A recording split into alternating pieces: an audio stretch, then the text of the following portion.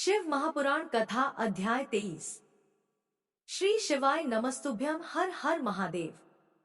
आप सभी पर भगवान भोलेनाथ की कृपा सदा सर्वदा बनी रहे। आइए श्रवण करते हैं शिव महापुराण कथा में आगे का वृतांत। व्यास जी बोले, हे ब्रह्मापुत्र सनत कुमार जी, शिवगणों द्वारा जब शिवजी को यह ज्ञात हुआ कि दैत्य गुरु शुक्राचार्य दैत्यों को पुनः जीवित कर रहे हैं और शिवगण उन्हें बंदी बना लाए हैं, तब क्रोधित होकर शिवजी ने शुक्राचार्य को निगल लिया था। तब आगे क्या हुआ? भगवान शिव के उदर में शुक्राचार्य ने क्या किया? क्या भगवान शिव ने उन्हें भस्म किया या फिर शुक्राचार्य अपने च के प्रभाव से शिवजी के उदर से बाहर निकल आए? कृपा कर मुझे ये बातें बताइए। व्यास जी के इन प्रश्नों को सुनकर सनत कुमार जी बोले, हे व्यास जी, भगवान शिव तो इस त्रिलोक के नाथ हैं। वे साक्षात ईश्वर हैं। उनकी आज्ञा के बिना इस संसार में कुछ भी नहीं होता। उनके कारण ही यह संसार चलता है। भगवान शिव के कारण ही देवताओं की हर युद्ध में जीत होती है। अंधक कोई साधारण दैत्य नहीं था। उसे यह बात ज्ञात थी कि वह त्रिलोकीनाथ भगवान शिव को नहीं जीत सकता। इसलिए वह अपने दैत्य कुल की रक्षा करने के लिए सर्वप्रथम अपने आराध्य दैत्य गुरु शुक्राचार्य के चरणों में गया और अपने गुरु की वंदना करने लगा। तब उन्होंने प्रसन्न होकर उसे आशीर्वाद दिया। दैत्यराज अंधक ने गुरु शुक्राचार्य से मृत संजीवनी विद्या द्वारा मरे हुए असुरों को जीवित करने की प्रार्थना की। शुक्राचार्य ने अपने शिष्य अंधक की प्रार्थना स्वीकार कर ली और युद्ध भूमि में आ गए। शुक्राचार्य ने भगवान शिव का स्मरण कर अपनी विद्या का प्रयोग आरंभ किया। उस विद्या का प्रयोग करते ही युद्ध में मृत पड़े दैत्य अपने अस्त्र शस्त्र लेकर इस प्रकार उठ खड़े हुए मानो इतनी देर से सोए पड़े हों। यह देखकर दैत्य सेना में अद्भुत उत्साह का संचार हो गया। राक्षसों में नई जान आ गई और वे भगवान शिव के गणों से भयानक युद्ध करने लगे। शिवगणों ने जाकर यह समाचार नंदीश्वर को बताया कि शुक्राचार्य अपनी विद्या के बल से मरे हुए दैत्यों को जीवित कर रहे हैं। यह जानकर नंदी सिंह की भांति दैत्य सेना पर टूट पड़े और उस स्थान पर जा पहुंचे जहां शुक्राचार्य बैठे थे। अनेकों दैत्य अपने गुरु की रक्षा करने के लिए चारों ओर खड़े थे। नंदी ने शुक्राचार्य को इस प्रकार पकड़ लिया जैसे शेर हाथी के बच्चे को पकड़ लेता है। वे उन्हें उठाकर तेज गति से वहां से निकल पड़े। नंदीश्वर को इस प्रकार अपने गुरु को उठाकर ले जाते देखकर सभी दैत्य उन पर टूट पड़े, परंतु नंदी अपनी वीरता का परिचय देते हुए सबको पछाड़ते हुए आगे बढ़ते रहे। नंदी के मुख से भयानक अग्नि वर्षा हो रही थी, जिससे दैत्य उनकी ओर नहीं बढ़ पा रहे थे। इस प्रकार कुछ ही देर में नंदी शुक्राचार्य का अपहरण करके उन्हें भगवान शिव के सम्मुख ले आए। नंदी ने सारी बातें भगवान शिव को कह सुनाई।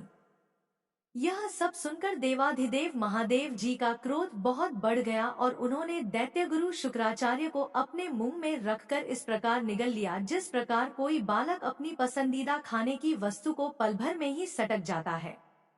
व्यास जी ने पूछा, हे सनत कुमार जी, शुक्राचार्य को जब भगवान शिव ने निगल लिया तब फिर क्या हुआ? यह प्रश्न सुनकर सनत कुमार जी बोले, हे महर्षि, भगवान शिव ने क्रोधित होकर जब दैत्यों के गुरु शुक्राचार्य को निगल लिया तब वे शिवजी के उदर में पहुंचकर वहां से बाहर निकलने के लिए बहुत चिंतित हो गए और अनेक प्रकार के प्रयत्न करने लगे।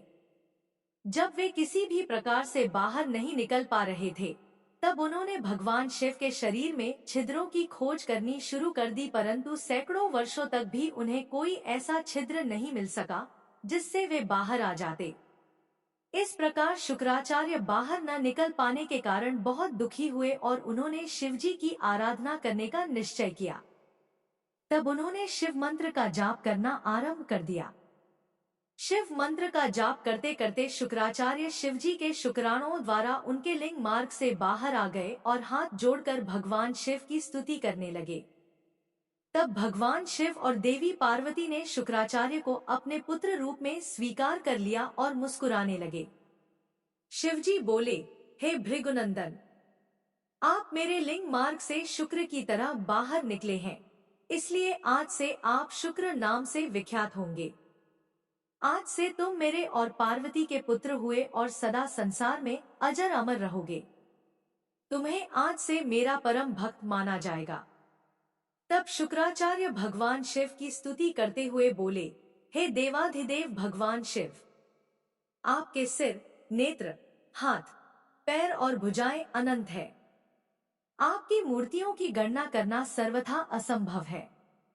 आपकी 8 मूर्तियां कही जाती हैं और आप अनंत मूर्ति भी हैं। आप देवताओं तथा दानवों सभी की मनोकामनाओं को अवश्य पूरा करते हैं। बुरे व्यक्ति का आप ही सहार करने वाले हैं। मैं आपके चरणों की स्तुति करता हूँ। हे प्रभु, आप मुझ पर प्रसन्न हो। दैत्य गुरु शुक्राचार्य की ऐसी स्तुति सुनकर भक्तवत्सल भगवान शिव बहुत प्रसन्न हुए। तत्पश्चात भगवान शिव से आज्ञा लेकर शुक्राचार्य पुनः असुर सेना में चले गए और तब से वे शुक्राचार्य के रूप में विख्यात हुए। सनत कुमार जी बोले, हे महामुनि व्यास जी, भगवान शिव के उदर में शुक्राचार्य ने शिव मंत्र का जाप कर बाहर आने का मार्ग खोज लिया और बाहर आकर शिवजी की आज्ञा पाकर वहां से पुनः असुर राज्य में चले गए। तत्पश्चात 3000 वर्षों के बाद वह वेदों का पाठ करने वाले शुक्राचार्य के रूप में पृथ्वी पर पुनः शिवजी से उत्पन्न हुए। दूसरी ओर अंधक को भगवान शिव ने अपने त्रिशूल पर उसी प्रकार लटकाया हुआ था। दैत्य गुरु शुक्राचार्य ने देखा कि दैत्यराज अंधक उसी त्रिशूल पर लटका हुआ है, जिस त्रिशूल से देवाधिदेव भगवान शिव ने उसे मारने के लिए आघात किया था। उसे देखकर उन्हें आश्चर्य हुआ कि अंधक के प्राण अभी तक नहीं निकले हैं और वह उसी प्रकार त्रिशूल पर लटका हुआ भगवान शिव के 108 नामों से उनकी स्तुति कर रहा है। अंधक की इस स्तुति से प्रसन्न होकर भगवान शिव ने अंधक को त्रिशूल के अग्रभाग से नीचे उतार लिया और उस पर दिव्य अमृत की वर्षा की तथा उससे कहा, है दैत्येंद्र, मैं तुम्हारी इस उत्तम भक्ति भावना से बहुत प्रसन्न हूँ। तुमने नियम पूर्वक मेरी आराधना की है। तुम्हारे मन में जितनी भी बुराई और पाप थे वे सब तुम्हारी शुद्ध हृदय से की हुई स्तुति से धुल गए हैं और तुम्हें पुण्य की प्राप्ति हुई है। मैं प्रसन्न हूँ, तुम जो चाहो वर मांग सकते हो। मैं तुम्हारी कामना अवश्य ही पूरी करूँगा। भगवान शिव के ये अमृत वचन सुनकर दैत्यराज अंधक बहुत प्रसन्न हुआ और बोला, भगवान, मैं दोनों हाथ जोड़कर आपसे अपने द्वारा किए गए हर बुरे कार्य और अपराध के लिए क्षमा मांगता हूँ। आप मेरे अपराधों को कृपा पूर्वक क्षमा करें। पूर्व में मैंने आपके और माता पार्वती के विषय में जो भी बुरा बोला या सोचा हो उसके लिए मुझे बहुत खेद है। मैंने यह सब अज्ञानतावश ही किया है। अब मैं एक दीन भक्त बनकर आपकी शरण में आया हूँ। मुझे मेरे द्वारा किए गए अपराधों के लिए क्षमा कर दे। हे देवाधिदेव, मैं आपसे वरदान में सिर्फ यही मांगना चाहता हूँ कि आप में और माता पार्वती में मेरी अगाध श्रद्धा भावना व भक्ति बनी रहे।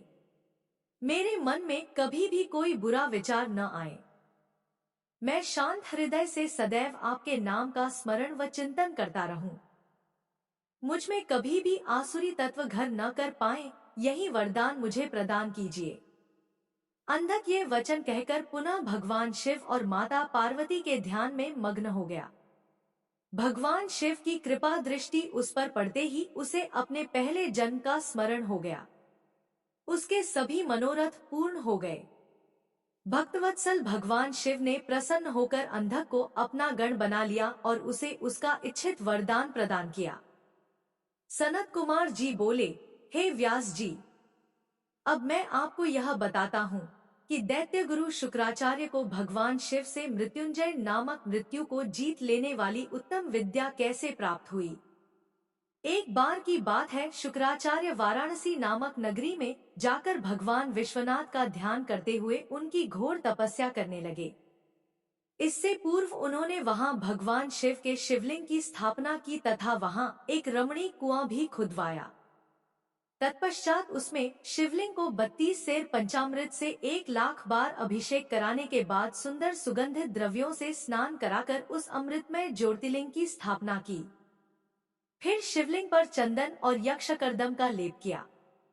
राज चंपक, धतूर, कनेर, कमल, मालती, कर्णिकार, कदम्ब, मौलसिरी, उत्पल, मल्लिका, चमेली, शतपत्री, धाक, सिंधुवार, बंदूक पुष्प, पुनांग, नागकेसर, केसर, नवमल्लिक, रक्तदला, कुंद मोतिया, मंदार, बिल्व पत्र, गुमा, मरुआ, वृक, गंठीवन, डौना, आम के पत्ते, तुलसी, देवज्वासा, बृहत्पत्री, नांदरुख, अगस्त्य, साल, देवदारू, कचनार, कुर्बक और कुरंतक के फूलों और अनेक प्रकार के पल्लवों से भगवान शिव की विधिवत पूजा अर्चना की।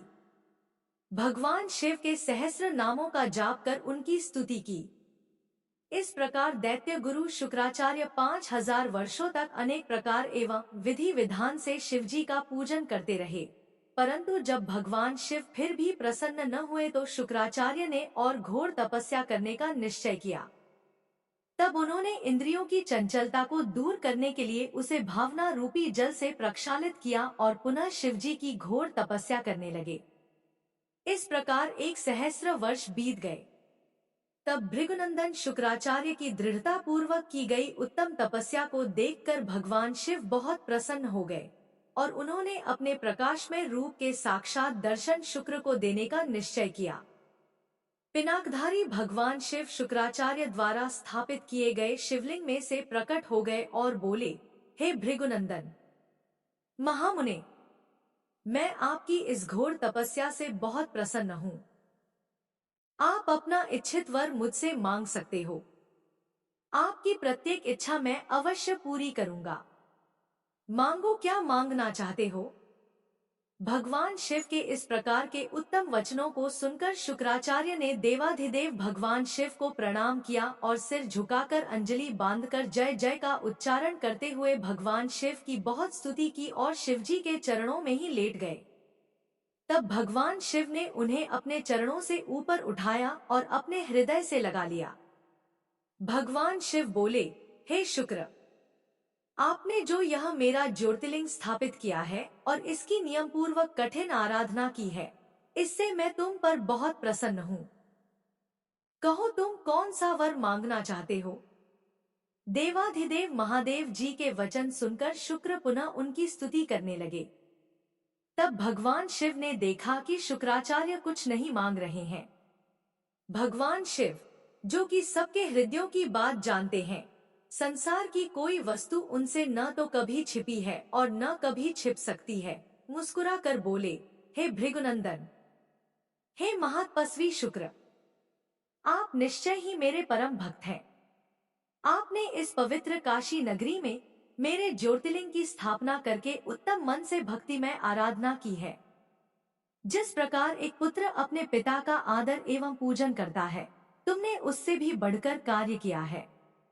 अतः मैं तुम्हें यह वरदान देता हूँ कि तुम अपने इसी रूप में मेरे उदर में प्रवेश करोगे तथा मेरे इंद्रिय मार्ग से निकलकर मेरे पुत्र के रूप में जन्म ग्रहण करोगे। तुम्हें मैं अपनी मृत संजीवनी नामक विद्या भी प्रदान करता हूँ, जिसे मैंने अपने तपोबल द्वारा रचा है। तुम्हारे अंदर तप की अनमोल निधि है, जो कि तुम्हारी योग्यता है। इस विद्या का प्रयोग जिस तुम मृत जीव पर भी करोगे, वह निश्चय ही जी उठेगा। तुम आसमान में चमकते हुए तारे के रूप में स्थित होगे और सभी ग्रहों में प्रधान माने जाओगे। जब तुम्हारा उदय होगा वह समय अति शुभ माना जाएगा और उसमें विवाह एवं सभी धर्म कार्य किए जा सकेंगे।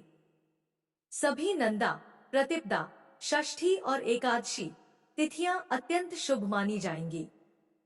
तुम्हारे द्वारा स्थापित किया गया यह ज्योतिर्लिंग इस संसार में तुम्हारे ही नाम अर्थात शुक्रेश नाम से विख्यात होगा। जो मनुष्य श्रद्धा और उत्तम भक्ति भाव से इसकी पूजा अर्चना करेंगे, उन्हें सिद्धि की प्राप्ति होगी। जो मनुष्य पूरे वर्ष शुक्रवार के दिन शुक्रताल में स्नान कर शुक्रेश लिंग की अर्चना करेंगे, वे सौभाग्यशाली होंगे और उन्हें पुत्र की प्राप्ति होगी। यह कहकर देवाधिदेव महादेव उसी ज्योतिर्लिंग में समा गए। तत्पश्चात दैत्य गुरु प्रसन्न मन से अपने धाम को चले गए। व्यास जी बोले, हे सनत कुमार जी, अब आप मुझे बाणासुर को शिवजी द्वारा अपना गढ़ बनाने की कथा सुनाइए। तब व्यास जी की इच्छा पूरी करने हेतु सनत कुमार जी ने कहना आरंभ किया। वे बोले, हैं महामुने, जैसा कि आप जानते ही हैं कि ब्रह्मा जी के ज्येष्ठ पुत्र वे मरीचि हैं और उनके पुत्र महामुनि कश्यप भी ब्रह्मा जी के परम भक्त थे। उन कश्यप मुनि की 13 सुंदर और सुशील कन्याएं हुईं, जिसमें सबसे बड़ी का नाम दिति था। दिति के ही बड़े पुत्र का नाम हिरण्यकशिपु और छोटे पुत्र का नाम हिरण्याक्ष था। दिति के दोनों ही पुत्र महाबली, वीर और पराक्रमी थे। हिरण्यकशिपु को विवाह के उपरांत व्याहाद, अनुभाद, सभाद और प्रहलाद नामक 4 पुत्र प्राप्त हुए। उनमें सबसे छोटा प्रहलाद भगवान विष्णु का परम भक्त था, जिसको कोई भी दैत्य पराजित नहीं कर सका था। उसी का पुत्र विरोचना बहुत बड़ा दानी था। उसने देवराज इंद्र को दान में अपना सिर काट कर दे दिया था। उसका पुत्र बलि भी महान दानी और भगवान शिव का परम भक्त था। बलि ने वामन रूप धारण कर आए भगवान विष्णु को अपनी सारी भूमि दान में दे दी थी। बलि का पुत्र औरस भी भगवान शिव का परम भक्त था। वह उदार, बुद्धिमान, सत्यनिष्ठ और दानी था। उस असुर ने अनेकों राज्यों को जीतकर अपने साम्राज्य का विस्तार किया था। यही नहीं, उसने त्रिलोक के अधिपतियों पर भी बलपूर्वक अपना अधिकार स्थापित कर लिया था। उसने अपनी राजधानी शोणितपुर में बनाई थी। वही औरस, जो कि महाराज बलि का पुत्र था, बाणासुर नाम से विख्यात हुआ था। उसके राज्य में सारी प्रजा खुश थी, परंतु देवताओं का वह घोर शत्रु था। एक बार बाणासुर अपनी हजारों भुजाओं से ताली बजाकर और तांडव नृत्य करके भगवान शिव को प्रसन्न करने की कोशिश करने लगा। भगवान शिव उसके नृत्य से प्रसन्न हो गए और उसके सामने प्रकट हो गए। उन्हें साक्षात अपने सामने पाकर बाणासुर प्रसन्नतापूर्वक महादेव को प्रणाम कर बोला, हे देवाधिदेव, हे करुणा निधान, भक्तवत्सल शिव, आप मेरे राज्य के रक्षक हो जाइए। आप सदा अपने परिवार एवं गणों सहित मेरे नगर के अध्यक्ष बनकर प्रसन्नतापूर्वक यहाँ निवास करें। तब बाणासुर द्वारा मांगे गए वरदान को देते हुए परम ऐश्वर्य संपन्न भक्तवत्सल भगवान शिव ने अपने परिवार एवं गणों सहित बाणासुर के नगर में आना स्वीकार किया। तत्पश्चात भगवान शिव वहां निवास करने लगे। जब बाणासुर ने यह जाना तो वह तांडव नृत्य द्वारा उन्हें प्रसन्न करने लगा। तत्पश्चात उनकी स्तुति करने लगा और बोला, हे देवाधिदेव महादेव, आप सब देवताओं में शिरोमणि, आपकी कृपा दृष्टि पाकर ही मैं बलि हुआ हूँ। आपने ही मुझे 1000 भुजाएं प्रदान की हैं। भगवान, आप धन्य हैं। आप सदा ही अपने भक्तों पर कृपा दृष्टि रखते हैं और उनके दुखों को दूर करते हैं। सनत कुमार जी बोले, महामुने, एक समय दैत्यराज बाणासुर ने त्रिलोकीनाथ भगवान शिव को तांडव नृत्य द्वारा प्रसन्न किया। उसकी भक्ति भावना से शिवजी बहुत संतुष्ट हुए थे। तब उसने हाथ जोड़कर शिवजी की स्तुति करनी आरंभ की। वह बोला, हे महेश्वर, आपके आशीर्वाद से ही मैं इतना बलवान हुआ हूँ। आपने मुझे 1000 भुजाएं दी हैं, परंतु भगवान मैं इनका क्या करूं? इन 1000 भुजाओं का प्रयोग तो सिर्फ मैं युद्ध में कर सकता हूँ। बिना युद्ध के इनका मैं क्या करूं? युद्ध किए बिना मेरे हाथों में सिर्फ खुजली होती रहती है, और जब मैं अपनी इस खुजली को मिटाने के लिए बड़े बड़े योद्धाओं और दिग्गजों से युद्ध करने के लिए उनके पास जाता हूँ, तो वे मारे डर के भाग जाते हैं। जब मैंने पर्वतों को मसलकर अपनी खुजली को शांत करना चाहा तो उन्होंने आत्मसमर्पण कर दिया। मैंने यम, कुबेर, देवराज इंद्र, वरुण, नैऋति आदि सभी देवताओं को जीत लिया है। अतः भगवान, अब मुझे कोई ऐसा महावीर बलि और पराक्रमी शत्रु बताइए जिससे युद्ध करके मेरी इन 1000 भुजाओं की खुजली शांत हो जाए। दैत्यराज बाणासुर के ऐसे अहंकार भरे वचनों को सुनकर भगवान शिव अत्यंत क्रोधित हुए और बोले, ओ अहंकारी दैत्य, तू बड़ा ही मूर्ख और अभिमानी है। तुझे धिक्कार है। मेरे परम भक्त और महादानी बलि का पुत्र होकर भी तुझमें इतना इंकार व्याप्त है। अहंकार और अभिमान मनुष्य का सबसे बड़ा शत्रु है और उसे सदा ही पतन की ओर ले जाता है। तुझे भी अब अहंकार और अभिमान ने घेर लिया है, इसलिए अब तेरा पतन भी निश्चित है। अब तुझे कोई भी नहीं बचा सकता। निश्चय ही तेरा सामना अतिशीघ्र ऐसे वीर और पराक्रमी से होगा, जो तेरी इन गर्वीली भुजाओं को मदार की लकड़ी के समान पल भर में काट कर फेंक देगा। तेरे शस्त्रागार में वायु का भयानक उत्पात होगा। भगवान शिव के क्रोध भरे वचनों को सुनकर भी मदांध बाणासुर पर कोई असर नहीं पड़ा। कहते हैं न कि जब विनाश का समय आता है तो बुद्धि विपरीत सोचना शुरू कर देती है। इसलिए बाणासुर को युद्ध के निकट आने का समाचार सुनकर अति प्रसन्नता हुई। उसने सुंदर सुगंधित पुष्पों से भगवान शिव की आराधना की और पुनः अपने महल में वापस आ गया। तत्पश्चात बाणासुर प्रसन्न मन से उस युद्ध की प्रतीक्षा करने लगा और मन में यही सोचने लगा कि भला मुझसे ज्यादा वीर पारंगत योद्धा और कौन हो सकता है, जो मेरे सामने टिक सके और मेरी बलशाली भुजाओं को लकड़ी के समान काट कर फेंक सके। बाणासुर अपनी इन्हीं बातों में उलझा रहता था। दूसरी ओर बाणासुर नामक दैत्य की एक अति सुंदर एवं गुणवान कन्या थी, जिसका नाम उषा था। उषा भगवान श्रीहरि विष्णु की परम भक्त थी। एक दिन उषा वैशाख मास में श्रृंगार से सुसज्जित हो रात्रि को विष्णु भगवान की पूजा अर्चना करने के पश्चात अपने में कक्ष विश्राम कर रही थी। तब उसे देवी पार्वती की शक्ति के फलस्वरूप सपने में भगवान श्री कृष्ण के पौत्र अनिरुद्ध के दर्शन हुए।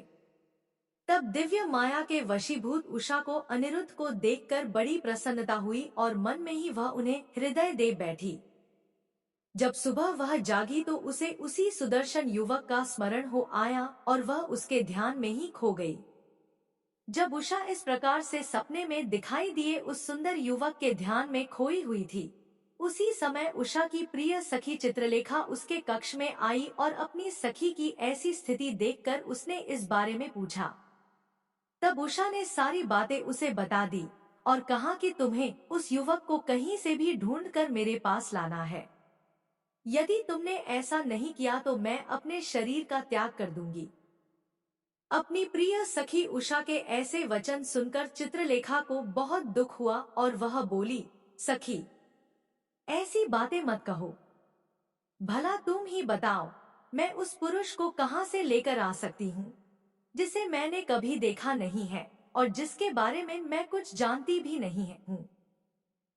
पहले तुम मुझे बताओ कि वह है कौन और कैसा दिखता है, तभी मैं तुम्हारी मदद कर सकती हूँ। सखी, मैं तुमसे वादा करती हूँ कि वह पुरुष जहाँ भी होगा, मैं उसका अपहरण करके तुम्हारे पास ले आऊंगी और तुम्हें खुशी देने की कोशिश करूंगी। अपनी सहेली चित्रलेखा की बातें सुनकर उषा को बहुत संतोष हुआ। तब चित्रलेखा ने वस्त्र के पर्दे पर अनेक देवताओं, दैत्यों, दानवों, गंधर्वों, सिद्धों, नागों और यक्षों के चित्र बना कर उषा को दिखाए, परंतु उषा ने सबके लिए मना कर दिया। तब चित्रलेखा ने मनुष्यों के चित्र बनाने शुरू किए। उसने शूर, वसुदेव, राम, कृष्ण और अनेकों पुरुषों के चित्र बना दिए, परंतु उषा ने हाँ नहीं कहा। तब चित्रलेखा ने नरश्रेष्ठ प्रद्युम्न नंदन अनिरुद्ध का चित्र उकेरा, जिसे देखकर उषा का सिर लज्जा से आवर्त हो गया और उसके चेहरे पर लाली छा गई। वह खुशी से झूम उठी। उषा बोली, हे प्रिय चित्रलेखा, रात को जिसने मेरे स्वप्न में आकर मेरे मन को चुराया है वह यही है। मुझे इनसे मिलना है। तुम इन्हें अतिशीघ्र मेरे पास ले आओ, वरना मुझे चैन नहीं आएगा। अपनी प्रिय सखी उषा के अनुरोध पर चित्रलेखा ज्येष्ठ कृष्ण चतुर्दशी की रात को द्वारका नगरी गई और वहां राजमहल से अनिरुद्ध को ले आई। अनिरुद्ध को सामने पाकर उषा हर्ष से फूली न समाई और तुरंत उसके गले से लग गई। जब इस प्रकार देवी उषा ने अपने प्रियतम अनिरुद्ध को साक्षात अपने सामने पाया तो वह खुशी से झूम उठी और उनके गले से लग गई। तब उनके कक्ष के बाहर तैनात द्वारपालों ने अंदर झांका और उषा अनिरुद्ध को इस प्रकार देखकर उन्होंने इसकी शिकायत दैत्यराज बाणासुर से की। द्वारपाल बोले, महाराज, आपकी कन्या के अंतःपुर में एक पुरुष घुस आया है और वह आपकी कन्या से प्रेमालाप कर रहा है। महाराज, आप वहां चलिए और देखिए कि वह कौन है। आपकी आज्ञा होने पर ही हम सब मिलकर उसे उसकी धृष्टता का दंड देंगे। इस प्रकार द्वारपालों से अपनी कन्या के विषय में सुनकर दैत्यराज बाणासुर को बहुत क्रोध आया और उसे आश्चर्य भी हुआ। वह तत्काल उनके साथ चलने को तैयार हो गया।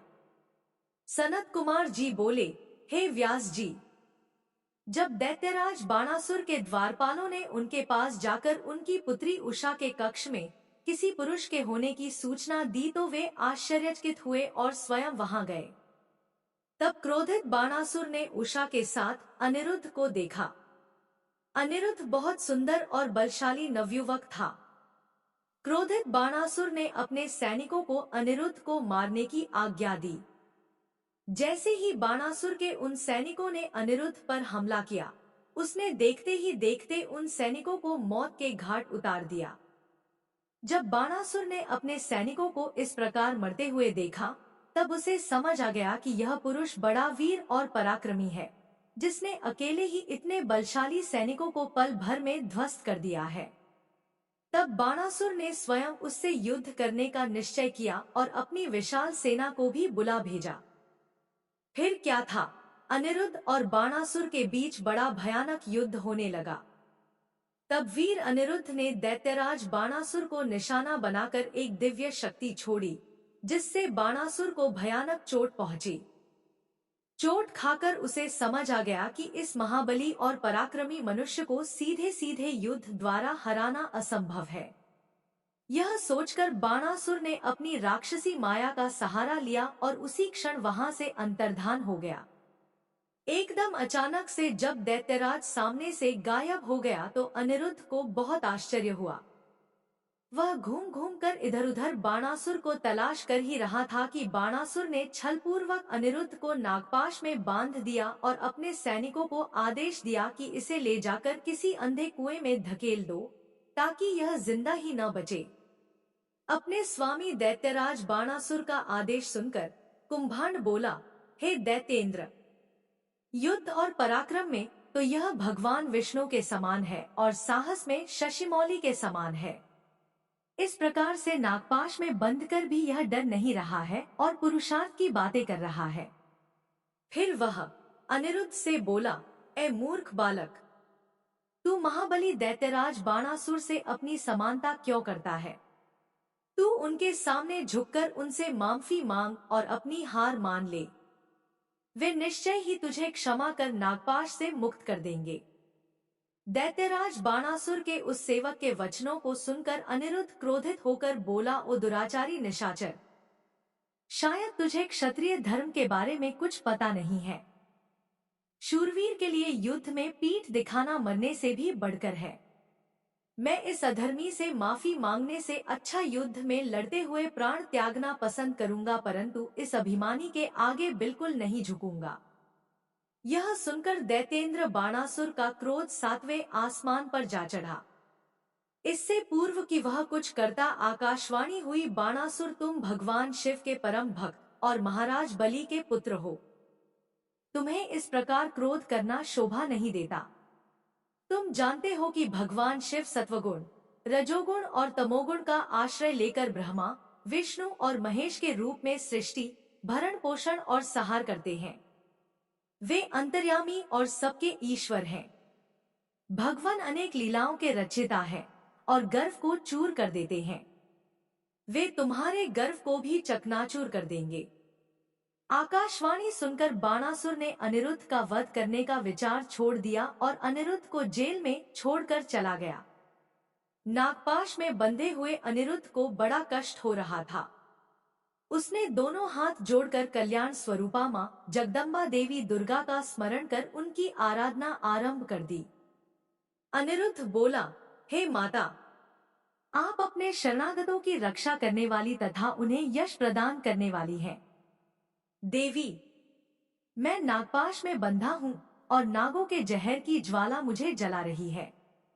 हे माता, मेरी रक्षा कीजिए।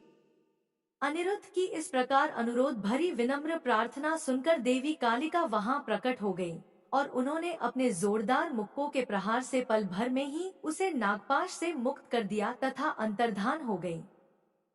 नागपाश से मुक्त होते ही अनिरुद्ध को अपनी प्रिया उषा की याद सताने लगी और वह पुनः देवी उषा के पास चला गया। उषा अनिरुद्ध को देखकर बहुत प्रसन्न हुई और उसके गले लग गई। तब वे दोनों सुखपूर्वक विहार करने लगे। महर्षि व्यास बोले, हे मुनिश्रेष्ठ सनत कुमार जी, जब कुष्मांड नामक दैत्य की पुत्री और उषा की सखी चित्रलेखा ने श्री कृष्ण की नगरी द्वारका जाकर वहां से सोते हुए उनके पोते अनिरुद्ध का अपहरण कर लिया, तब श्री कृष्ण ने क्या किया, इससे आगे की कथा से मुझे अवगत कराइए। महर्षि व्यास के इस विनम्र आग्रह को सुनकर ब्रह्मापुत्र सनत कुमार जी बोले, हे व्यास जी, जब चित्रलेखा रात्रि के समय सोते हुए कुमार अनिरुद्ध को उठाकर ले गई और वहां सुबह द्वारका में जब अनिरुद्ध अपने कक्ष में न दिखाई दिए तो उनकी तलाश आरंभ की गई, परंतु वे जब द्वारका में थे ही नहीं तो मिलते कहां से। जब अनिरुद्ध की माता आदि अन्य स्त्रियों को यह पता चला कि कुमार अनिरुद्ध अपने महल से गायब है तो वहां रोना पीटना मच गया। सब स्त्रियां रो रोकर श्री कृष्ण से अनिरुद्ध को ढूंढकर ले आने की प्रार्थना कर रही थी। श्री कृष्ण भी बड़े परेशान थे कि आखिर अनिरुद्ध महल से गायब कहाँ हो गया। तभी वहां भगवान श्री कृष्ण के राजमहल में देवर्षि नारद का आगमन हुआ। नारद ने भगवान श्री कृष्ण को चिंतित देखा तो अपनी आदत के अनुसार सारी बातें उन्हें बता दी। सब कुछ जानकर भगवान श्री कृष्ण ने अपनी अक्षौहिणी सेना के साथ दैत्यराज बाणासुर की राजधानी शोणितपुर पर चढ़ाई कर दी। प्रद्युम्न, युयुधान, सांब, सारण, नंद, उपनंद, बलभद्र और कृष्ण के सभी अनुवर्ती इस युद्ध में उनके साथ थे। जब इस प्रकार भक्तवत्सल भगवान शिव ने अपने परम भक्त बाणासुर पर संकट को आते देखा तो वे स्वयं श्री कृष्ण से युद्ध करने के लिए आगे आ गए, क्योंकि शिवजी सदा ही अपने भक्तों के अधीन रहते हैं। तब भगवान शिव और श्री कृष्ण की सेना में बड़ा भयानक युद्ध आरंभ हो गया। दोनों सेनाएं एक दूसरे पर विविध दिव्यास्त्रों का प्रयोग कर रही थी। दोनों में से कोई भी सेना हार मानने को तैयार नहीं थी। तब भगवान श्री कृष्ण स्वयं देवाधिदेव भगवान शिव के पास गए और हाथ जोड़कर उन्हें प्रणाम कर उनकी स्तुति करने लगे। श्री कृष्ण बोले, हे देवाधिदेव, हे भक्त वत्सल, हे करुणा निधान भगवान शिव, आप सब प्रकार के गुणों से प्रकाशित हैं और अपने दुखों में डूबे हुए भक्तों को दुखों के सागर से उबारते हैं। भगवान, आज आप क्यों इस संसार की माया में लिप्त हो रहे हैं। प्रभु, यह तो आपके आदेश के अनुसार ही हो रहा है। पूर्व में आपने ही गर्व से भरे दैत्यराज बाणासुर को शाप दिया था कि उसकी 1000 भुजाओं का नाश शीघ्र ही होगा। इस समय मैं तो आपके उसी शाप को फलीभूत करने के लिए ही आया हूँ। इसलिए आप अपनी आज्ञा प्रदान करें और शाप को पूरा होने दें। श्री कृष्ण के इस प्रकार के वचन सुनकर देवाधिदेव भगवान शिव बोले, तात, आप सही कह रहे हैं, परंतु आप तो जानते ही हैं कि मैं सदा अपने ही भक्तों के वश में रहता हूँ। इसलिए अपने भक्त बाणासुर की रक्षा करने के लिए ही मैं आपसे युद्ध करने को उद्यत हुआ हूँ। आपको भी अपना कार्य पूर्ण करना है और शाप को भी पूरा करना है, इसलिए दैत्यराज बाणासुर से युद्ध करने से पहले आप मुझे जृंभणास्त्र नामक शस्त्र द्वारा जीर्णभरण कर दीजिए, फिर अपने कार्य को पूरा कीजिएगा। भगवान शिव की आज्ञा का पालन करते हुए भगवान श्री कृष्ण ने तुरंत जृंभणास्त्र नामक अस्त्र छोड़ा, जिसके फलस्वरूप भगवान शिव जीर्णभत हो गए और मोहित होकर युद्ध को भूल गए। तब भगवान श्री कृष्ण खड्ग, गदा और रिष्टि आदि अस्त्रों से दैत्यराज बाणासुर की विशाल सेना का संहार करने लगे। व्यास जी ने सनत कुमार जी से पूछा, हे ब्रह्मापुत्र सनत कुमार जी, जब भगवान शिव को श्री कृष्ण ने जृंभणास्त्र से मोहित कर दिया, तब वहां उस युद्ध में क्या हुआ? सनत कुमार ने बताया, व्यास जी, जब युद्ध भूमि में श्री कृष्ण ने जृंभणास्त्र का प्रयोग किया तो देवाधिदेव भगवान शिव अपने शिवगणों सहित मोहित हो गए और संग्राम भूमि में ही सो गए। तब दैत्यराज बाणासुर अपने रथ पर बैठकर श्री कृष्ण से युद्ध करने के लिए आया। बाणासुर के रथ के घोड़ों की लगाम उसके सेनापति कुष्मांड के हाथों में थी। अनेकों प्रकार के आयुधों से सुसज्जित होकर बाणासुर भीषण युद्ध करने लगा। दोनों पक्षों में काफी समय तक युद्ध चलता रहा। श्री कृष्ण जी ने भगवान शिव का स्मरण करके हाथों में शार्गण धनुष उठा लिया और बाणासुर पर बाणों की वर्षा करने लगे, परंतु बाणासुर भी वीर और पराक्रमी था। वह उन बाणों को अपने पास आने से पहले ही काट डालता। बाणासुर की वीरता से सारी कृष्ण सेना भयभीत होने लगी। उसके दैत्य भी बड़ी बहादुरी से लड़ रहे थे। बाणासुर ने देखते ही देखते संपूर्ण यादव वंश को मूर्छित कर दिया। यह दृश्य देखकर श्री कृष्ण अत्यंत क्रोधित हो उठे। श्री कृष्ण ने गर्जन करते हुए अनेक प्रचंड बाणों को चलाकर उसके रथ और धनुष को तोड़ दिया। तब बाणासुर गदा लेकर कृष्ण की ओर दौड़ा। फिर दोनों में गदा युद्ध होने लगा। बाणासुर ने श्री कृष्ण पर गदा का भीषण प्रहार किया, जिससे वे एक पल के लिए धरती पर गिर पड़े, परंतु अगले ही क्षण उठकर पूरे वेग के साथ दैत्येंद्र से युद्ध करने लगे। उन दोनों के बीच इसी प्रकार भीषण युद्ध चलता रहा। तब एक दिन भगवान श्री कृष्ण बहुत क्रोधित हुए और उन्होंने मन में भगवान शिव का स्मरण करके हाथों में परम दिव्य सुदर्शन चक्र उठा लिया और दैत्यराज बाणासुर की भुजाएं लकड़ी की तरह काट डाली। अब बाणासुर की केवल 4 भुजाएं ही शेष थीं। तब क्रोधित श्री कृष्ण ने सुदर्शन चक्र द्वारा ही बाणासुर का सिर काटना चाहा। उसी समय भगवान शिव मोहनिद्रा से जाग गए और बोले, हे देवकी नंदन, आप तो सदा ही मेरी आज्ञा का पालन करते हैं। मैंने आपको बाणासुर की भुजाओं को काटने की ही आज्ञा दी थी। यह मैंने अपने इस भक्त के गर्व को तोड़ने के लिए किया था। अपने भक्तों की सदा रक्षा करना मेरा धर्म है। इसलिए आप बाणासुर के वध की इच्छा त्याग दीजिए और अपनी शत्रुता को भूल जाइए। बाणासुर की पुत्री उषा और आपके पौत्र अनिरुद्ध एक दूसरे के होकर जीना चाहते हैं। इसलिए उन दोनों को विवाह के पवित्र बंधन में बांधकर आप अपने साथ द्वारका ले जाइए। यह कहकर भगवान शिव ने बाणासुर और श्री कृष्ण में मित्रता करा दी और स्वयं वहां से अंतर्धान होकर शिवलोक को चले गए। तब बाणासुर श्री कृष्ण को आदर सहित अपने महल में ले गया और वहां उनका बहुत आदर सत्कार किया।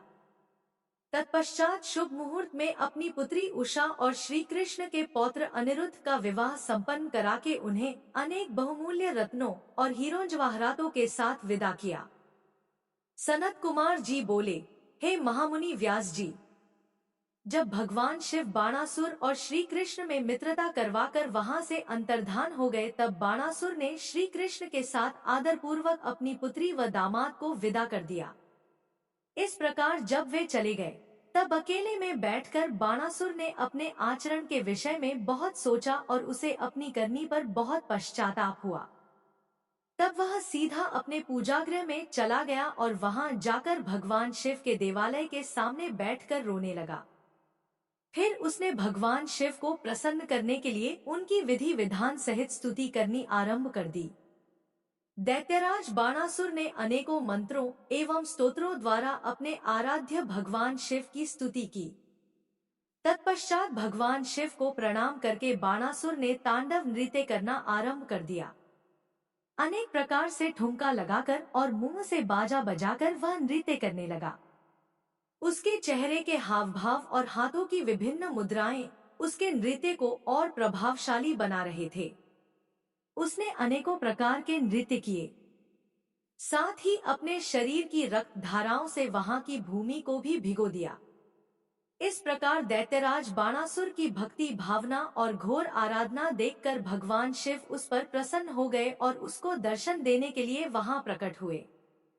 भगवान शिव को इस प्रकार अपने सामने पाकर दैत्येंद्र ने उन्हें प्रणाम किया और अनेकों प्रकार से उनकी स्तुति करने लगा, जिसे सुनकर भगवान शिव बोले, हे दैत्यराज बाणासुर, मैं तुम्हारी उत्तम भक्ति भावना से बहुत प्रसन्न हूँ। जो मांगना चाहते हो मांग लो, मैं तुम्हें आज तुम्हारी मनोवांछित वस्तु प्रदान करूंगा। भगवान शिव द्वारा वरदान मांगने के लिए कहे जाने पर बाणासुर बोला, हे देवाधिदेव भगवान शिव, यदि आप मुझ पर प्रसन्न हैं, तो मुझे अपना कृपा पात्र बनाइए। भगवन, मेरी पुत्री उषा और अनिरुद्ध का पुत्र ही मेरे शोणितपुर का राज्य संभाले। मेरा भगवान विष्णु से वैरभाव मिट जाए, मेरे अंदर व्याप्त रजोगुण और तमोगुण का नाश हो जाए और पुनः दैत्य भाव उत्पन्न न हो। मुझे सभी शिव भक्तों से स्नेह हो, मुझे आपके गणनायकत्व की प्राप्ति हो। इस प्रकार के वचन सुनकर भगवान शिव बोले, तथास्तु। बाणासुर, तुम्हें निश्चय ही मेरे गणनायक पद की प्राप्ति होगी। तुम्हारी सभी इच्छाएं अवश्य ही पूरी होंगी। यह कहकर भगवान शिव वहां से अंतर्धान हो गए। शिवजी के प्रसाद से बाणासुर ने महाकाल तत्व प्राप्त किया, जिसे पाकर वह बड़ा प्रसन्न हुआ। आज के अध्याय में बस यही तक। इसके आगे का वृतांत सुनिएगा अगले अध्याय में। तब तक के लिए जय श्री कृष्णा, राधे राधे।